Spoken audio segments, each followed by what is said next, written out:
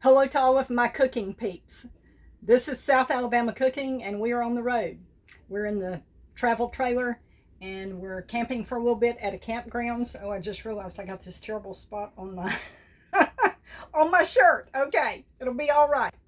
Okay, so I have a recipe today that I want to share with y'all. And we had some neighbors next door to us here in the campgrounds, Melissa and Harris.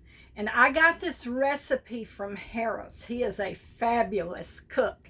Shout out to Melissa and Harris. I hope y'all are watching, and say something in the comments so that I know that you have seen this video. Now, Harris, this is an original creation of his, and he was so gracious to share it with me. And it is using fresh crab meat. And so he mixes it with some stuff and fries it. So I'm just going to name it fried crab balls. That's what I'm going to name it, okay?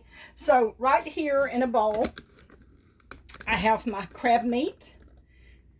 And I caught me some blue crabs. I cooked them. I picked the crab meat out. And then right here I have some finely chopped onion and jalapeno pepper. All right, now what I want to do next is add a little bit of beaten egg with a little milk mixed in with it.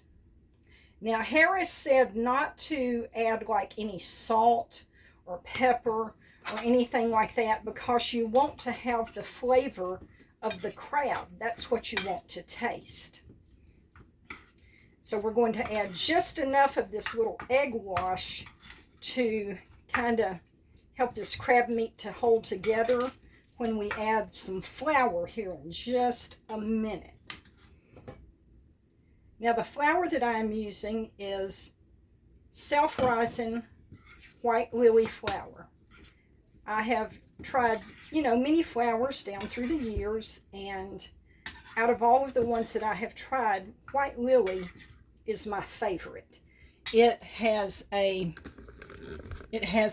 light texture, and it's a delicate flour. So I really like to use that, especially in my cakes and in my biscuits. It just makes them much better to use this good flour. Okay, let's get back around here. I just wanted to look y'all in the eye there for a minute while I was talking. Now, Harris didn't give me any measurements, so I am just eyeballing this and just trying to do the best I can with what I have where I'm at. Okay, here's where we're at so far on this. Maybe I'll add just the tiniest bit more. I don't want to get it too soupy, because then I'll have to add a lot of flour to the mixture, and then I'll have more flour than I want, and that will take away from the flavor of the crab. Okay, so we're going to start out just like this. This is what we've got so far. Now, let me get some flour. Look at here, y'all. How many of y'all remember from the 80s these Tupperware canisters? Can anybody remember what the color of this is called? Tangerine, maybe? Or I'm not really sure. Y'all send me some comments, those of you who are, old enough, about my age. Let me know what this color is called. Okay, we're going to put a little bit of the flour in there. And we want to just add some flour and kind of get this to the consistency of like hush puppy mix. Oh, and I've got my oil heating up over here. I'm glad I thought about it. I've got my oil heating up over here. I'm just going to turn it off because I'm afraid I'll forget it and then it'll get too hot. So I'm going to turn that off for right now.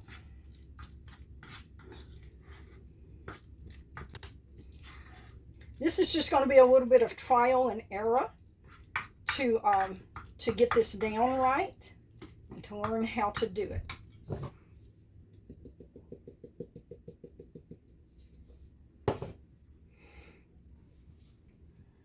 Now, I made a video showing how to clean and cook the crabs, I made another video showing how to pick the crab meat out.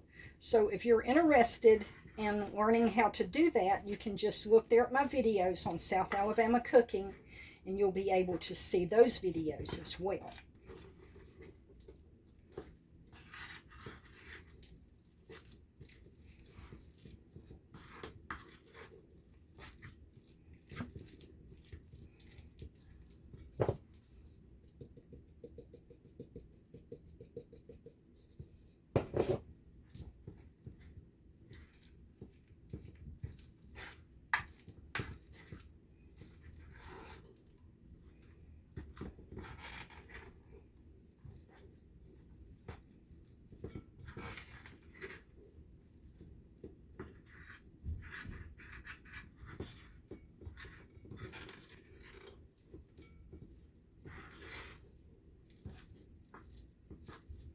Okay, I think we've got a good consistency here. See, we can get a little piece up and then drop that down into the oil. So I'm going to let the oil heat up. I'll turn my burner back on. I'll let the oil heat up, and then we'll start cooking our crab boil. I'm having a hard time saying this. Our crab balls. Okay, I believe that our oil is hot enough. We're going to test it. And the way that I test it is I'll just get a little piece of this right here, and I will put it over in the pot. And if it starts sizzling and cooking, then we know our oil is hot enough. There we go. It's doing it. I don't know. Let me see if I can bring that over there where y'all can see that. Y'all see that? How it's sizzling and cooking? All right, we're ready to go. So I'll just dip that little piece out. Put it over to the side here. And we're going to start dipping out our little... Carla said I could call these crab puppies. Isn't that what you said, Carla? Mm-hmm. Instead of hush puppies, it could be crab puppies. So I thought that was a pretty good idea. See, look, I'm just dipping out just a little small piece. If any of y'all's got any ideas on what to call this recipe, let me know in the comments.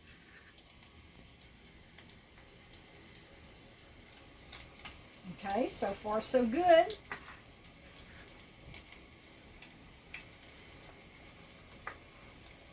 Not sure mine's going to turn out as pretty as Harris's did, but you know, he's got a whole lot more practice at it than I do. So we're going to let them brown on one side, and then we'll let them flip to the other side and brown.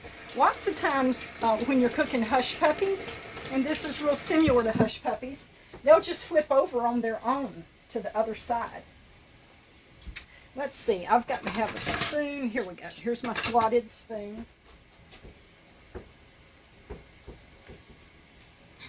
Yeah, they done flipped over themselves. Okay, good. Let me get something to put them on once they're done.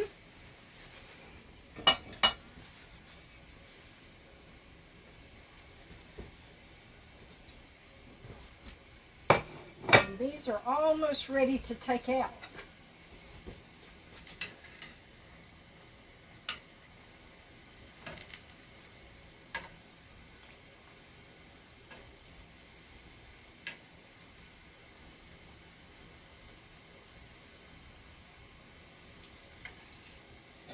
Here comes our first one out.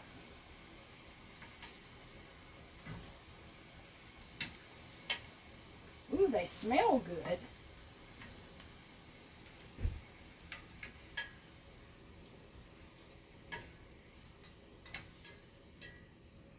All right, here's our first ones to come out.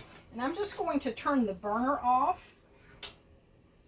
I'm going to let these cool down a little bit, and I'm going to taste them and see if I need to adjust my ingredients or if they're fine just like this. Okay, y'all, let me show you the fried crab balls, or the crab puppies. Here they are right here. I've already tasted one.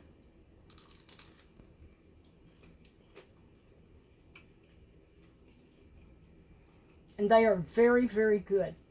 They have a really good crab flavor to them as well. Okay, thank you, Harris, for this great recipe. We'll see you good folks next time.